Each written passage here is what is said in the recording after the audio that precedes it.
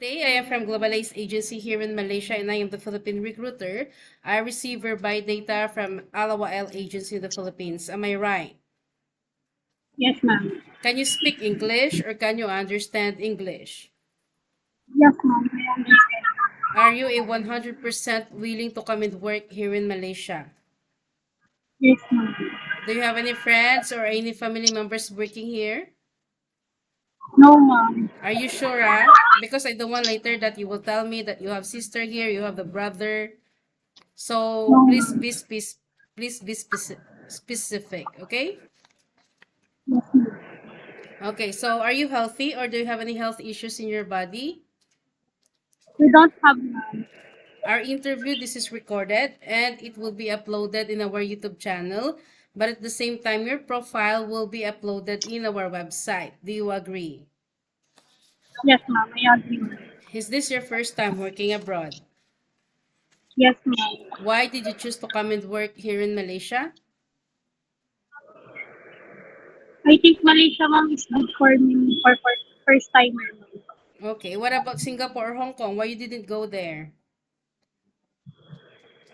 Because, ma'am, I don't have the money for for Hong Kong, ma'am, or another, You mean for placement, is it? yes, ma'am. Okay, can you help me introduce yourself, please? Good afternoon, ma'am. My name is Vicky Cole. I'm turning 24 years old. From Quezon City. My work experience Sambahay, ma'am, is 3 years all around. And I have experience for babysitter, cooking, and cleaning car, ma'am. Okay, so I need to know some few more details from you first. You are single, you don't have any children, is it? Yes, ma'am. I'm single, ma'am. I don't have a When children. when is your birthday? September 13, ma'am, 2001. What is your height and your weight? I think, ma'am, 5 plus, ma'am. My weight is 70 kilos. 70 or 59? Yes, ma'am. 59. I think, ma'am, 59, ma'am. Okay, what is your I love religion? Catholic, ma'am. What about your educational background? My educational background, ma'am, I'm graduating of senior high school with vocational bread and pastry, ma'am, in Cebu. Okay, so is your family allowed you to come and work here in Malaysia? Yes, ma'am. How many brother and sister do you have? I have 3 brother, ma'am. I have 2 sister. I'm older. Okay, what about your parents? How old is your parents and what is their occupation? My father, ma'am, is 48 years old, ma'am, vendor. My mother is house housemaid, ma'am. It's Okay. 40 years old. Okay. So do you know what are you up to? You will going to work as a domestic helper. And this is a 2 years contract. You cannot simply say you wanted to go back home because you cannot handle your job anymore or because you miss your family. No such a thing, okay? Because once you breach your contract, you know that there will be a consequences, which is you need to pay your employer and at the same time the agency as nobody force you to come and work here in Malaysia. Am I right? Yes, ma'am.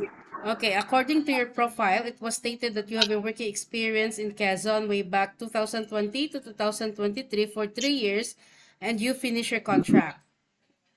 Yes, ma'am. Sorry. So, what is your job responsibilities to your previous employment in Quezon for 3 years? Uh, I'm housekeeping, ma'am. I'm sorry, ma'am. I'm cleaning the house, ma'am, all around and cooking. I'm babysitting only, ma'am. I'm cleaning the car. I'm gardening, ma'am. I'm carrying the pets, ma'am, like dogs, ma'am. Okay, you do the laundry, ironing also at the same time? Ma'am. What pet? How many pet? One dog only, is it? 2 dogs. Two Two dogs. dogs. Okay, and how old is the child that you take care? I'm starting 2 years old, ma'am. So the baby is 2 years old when you Yes, were working inside their I house. So one kid only, is it? yes, ma'am. Until two babies. Oh, okay. So after 2023, you don't have any working experience. As a housewife, ma'am. After 2023 in your working experience, do you have any working experience? Or Yes, you ma'am. study? I'm a sales lady, ma'am, and I'm a service crew, and also dining and receptionist, ma'am. Okay, so what year is it? What month and year is it? You work as a service crew. Service crew, ma'am, starting 2023, ma'am, until 2024. So you work for 1 year as a service crew. 6 months only, ma'am. Until now, I found a receptionist and dining, ma'am. My experience last year and last month, ma'am. 2024 and 2025. But so what month is it as a receptionist dining?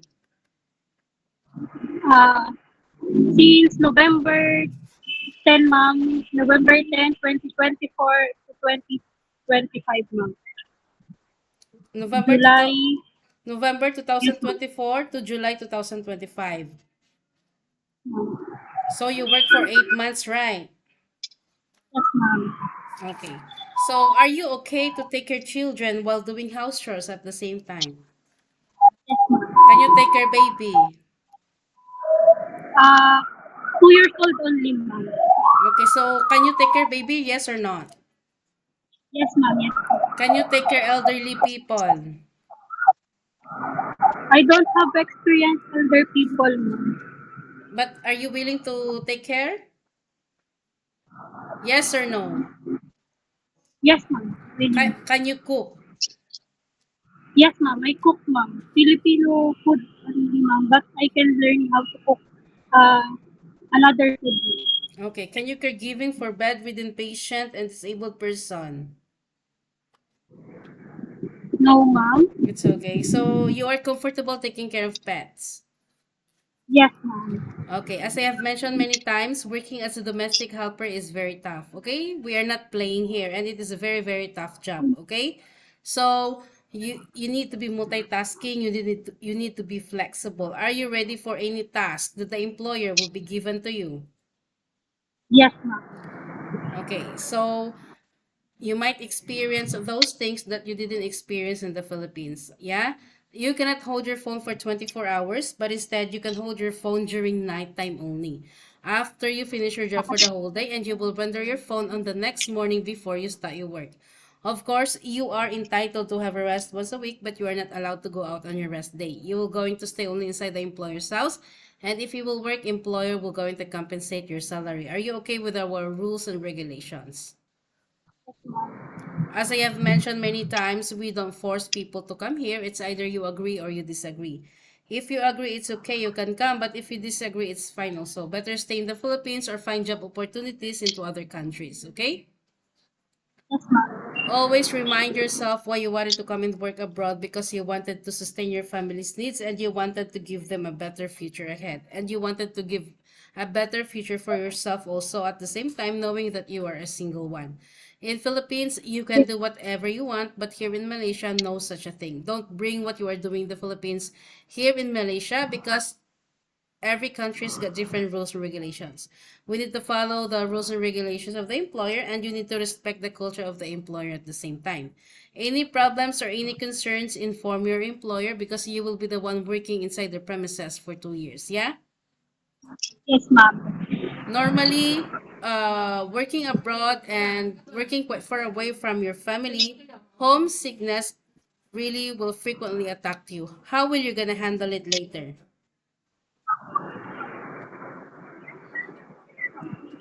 I think, ma'am, I'm ready for working abroad because I'm turning 20 years old, ma'am. I'm ready to working abroad. So I know the consequence if I'm working abroad. Okay, so I think that's all for now. Thank you for your time. It was my pleasure meeting you, Wendy. But please stay connected through WhatsApp, because globalized agents will going to contact you to conduct an interview together with the employer. Okay? Thank you, Thank you so ma'am. much and have a good day. Bye.